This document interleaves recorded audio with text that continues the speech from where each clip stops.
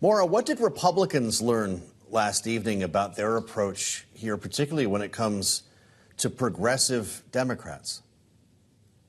I think what we learned overall last night, both parties, was that with the exception of Lauren Boebert, those fringe candidates who are either on the far left or the far right really don't, meet where the American people are. They're not representing the American people and the interests that they care about. Again, Matt's point about showboats. These are people who are simply in this for themselves, for some semblance of idea of fame, of getting notoriety. And that's not, at the end of the day, that's not what families want in their members of Congress to be representing them. They want them to be focused on the issues that impact them.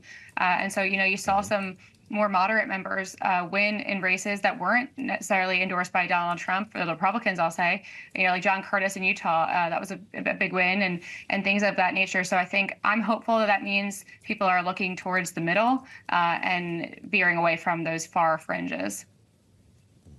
Well, Maura, you mentioned Congresswoman Lauren Boebert, who, of course, switched districts and then in that new district won her primary last night. This is a little taste of what she had to say after the fact. We've defeated the Uniparty a couple of times this year. The people have spoken. They do not want the Uniparty representing them. But what you do want is a unified Republican Party that puts America first, and that's the representation you are going to get. So, Maura, obviously those remarks came where she was wearing a pair of sneakers that caught everyone's attention as well. But her remarks on the Uniparty, when you were just talking about how we are seeing wins for more moderates, doesn't necessarily sound like in Colorado's 4th District that's going to be the case.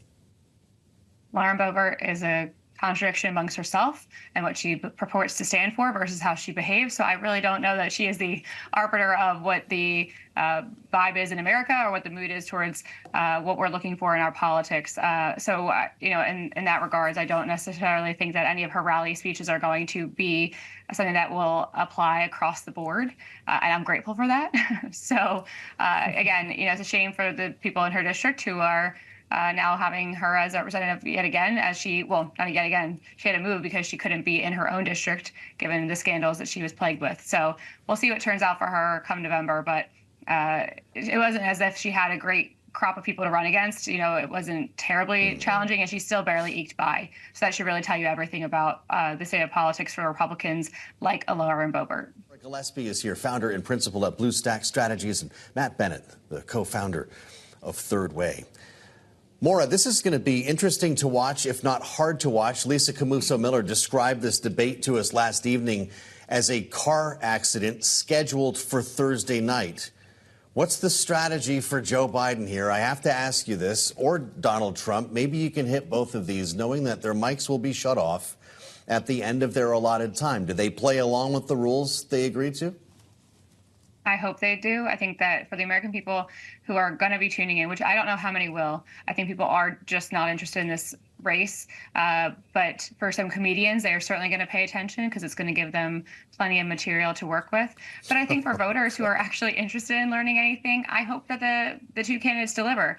There's plenty they can say to squabble with one another and to target and attack one another. But what we would really like to hear is a plan. What do they have to address the economy? Whether or not the numbers show it, explain to us why, people at home still aren't able to afford a home or afford their groceries. And for Donald Trump, he has a lot of things to say, but some of them go off on tangents that no one can quite comprehend. So I hope he has some sort of semblance of a plan of what he would do if he was given, back into the White House. So again, I hope that they are able to keep themselves structured by policy, but I unfortunately don't see that being the case tomorrow.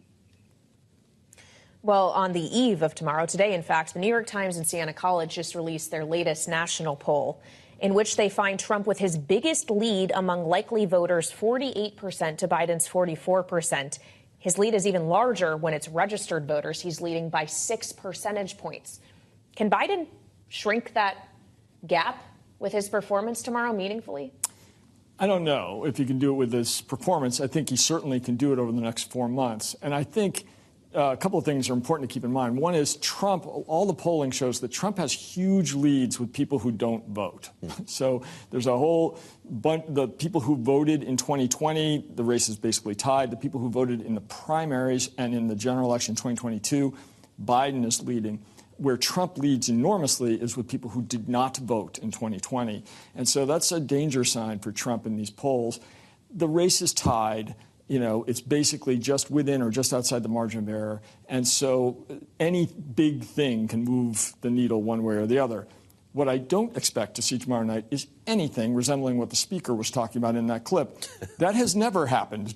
Donald Trump has never offered a positive vision filled with policy ideas for the American people. It is always grievance. It is always anger, and we're going to see that. Should Joe Biden address Donald Trump directly tomorrow night? Sure. I'm sure he will do that. I do think, to your earlier question, that Biden will remain within the rules because Biden's fundamental premise is that he is about order and Trump is about chaos. And the kind of chaos we saw in the first debate last time when Trump was talking over, that is squarely within the Biden message.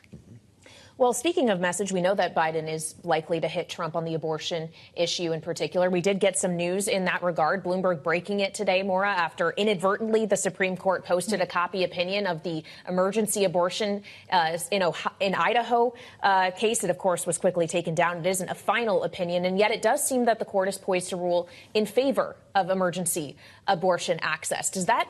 Is that a gift to Donald Trump tomorrow night? It's not a fresh opportunity for Joe Biden to attack him on that issue?